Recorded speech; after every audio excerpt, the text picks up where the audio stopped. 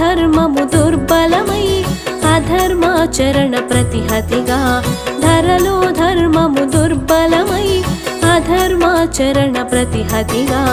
యుగ యుగములని అవతారం ధర్మరక్షణకు ప్రతినిధిగా సాధు సంతులను రక్షించి దుష్కర్ములను శిక్షించి సాధు సంతులను రక్షించి దుష్కర్ములను